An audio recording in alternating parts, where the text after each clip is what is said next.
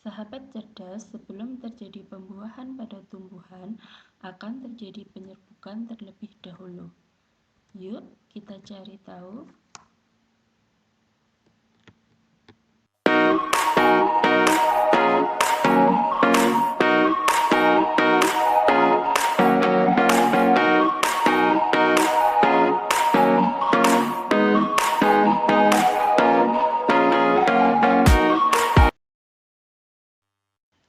Halo sahabat cerdas, bersama saya Bu Iva. Pada kesempatan ini, kita akan belajar tentang penyerbukan. Sebelum menjelaskan lebih lanjut tentang penyerbukan, saya mau bertanya, apakah setiap tumbuhan memiliki cara yang sama dalam melakukan penyerbukan? Apa yang akan terjadi jika semua tumbuhan tidak mengalami penyerbukan? Sahabat cerdas, penyerbukan yang dibantu angin terjadi ketika angin bertiup menerbangkan sebuk sari bunga tanaman yang satu menuju butik bunga tanaman yang lain. Proses ini terjadi pada penyerbukan dengan perantara angin atau anemogami. Coba perhatikan gambar bunga dandelion berikut.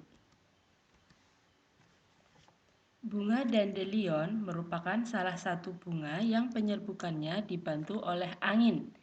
Ciri-cirinya, mahkota bunga berukuran kecil, warna bunga tidak mencolok, memiliki tangkai sari yang panjang, tidak memiliki kelenjar madu atau nektar, serbuk sarinya ringan, banyak dan berbulu, kepala putiknya besar dan berbulu.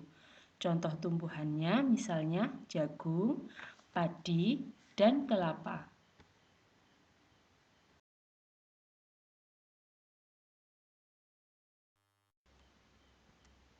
Sahabat cerdas, penyerbukan yang dibantu air terjadi ketika serbuk sari lepas dari tangkai sari, kemudian terbawa air sampai ke putik bunga lain. Proses ini terjadi pada penyerbukan dengan perantara air atau hidrogami.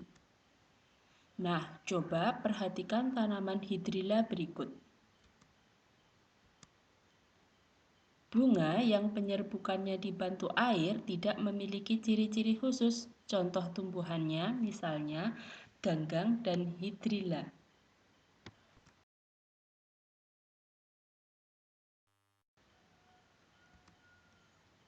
Sahabat cerdas, penyerbukan yang dibantu hewan terjadi ketika serbuk sari menempel pada kaki lebah. Lebah berpindah pada bunga lain yang sejenis sehingga serbuk sari yang menempel di kaki berpindah menempel pada butik bunga lain. Proses ini terjadi pada penyerbukan dengan perantara hewan atau yoidiogan. Coba perhatikan bunga kelengkeng berikut. Bunga yang penyerbukannya dibantu hewan memiliki ciri-ciri warna mahkota mencolok, mahkota bunganya besar, memiliki bau yang khas atau harum, memiliki kelenjar madu atau nektar. Contoh tumbuhannya misalnya jeruk, jambu, durian, dan lain-lain. Hewan yang membantu penyerbukan tidak hanya lebah, ada kupu-kupu, semut, dan hewan lain.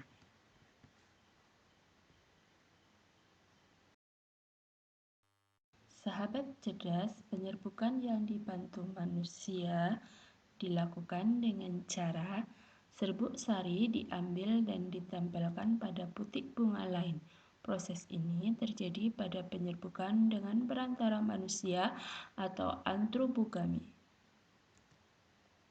Perhatikan gambar bunga vanili berikut. Ini adalah contoh tanaman yang penyerbukannya dibantu oleh manusia. Ciri-ciri bunga yang penyerbukannya dibantu oleh manusia yaitu serbuk sari dan kepala putih yang tidak dalam satu duduk bunga atau bunga tunggal. Kepala putiknya dalam kondisi tertutup, sehingga tidak memungkinkan masuknya serbuk sari tanpa dibuka terlebih dahulu. Serbuk sari sulit rontok.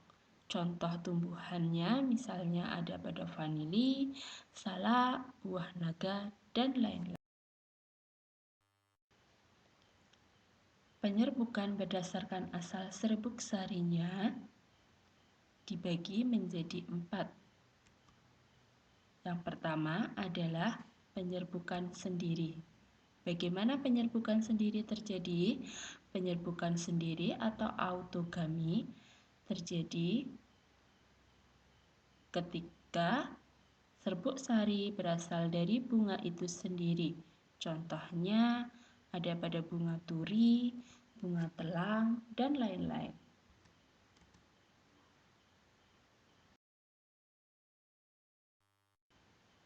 Yang kedua adalah penyerbukan tetangga. Bagaimana penyerbukan tetangga terjadi? Penyerbukan tetangga terjadi ketika serbuk sari berasal dari bunga lain pada tumbuhan yang sama.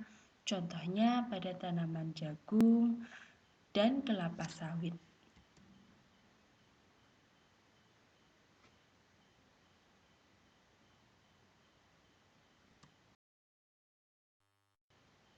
Yang ketiga adalah penyerbukan silang.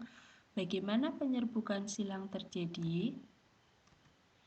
Penyerbukan silang atau allogami terjadi ketika serbuk sari berasal dari bunga lain pada tumbuhan lain yang masih sejenis.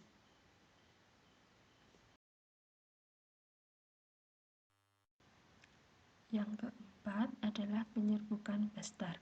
Bagaimana penyerbukan bestar terjadi? Penyerbukan bestar terjadi ketika serbuk sari berasal dari bunga lain pada tumbuhan lain yang berbeda jenis, namun masih satu spesies.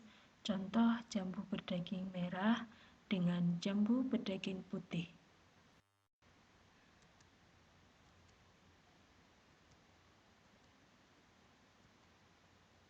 Sahabat cerdas, setelah memperhatikan penjelasan, coba sekarang buatlah kesimpulannya.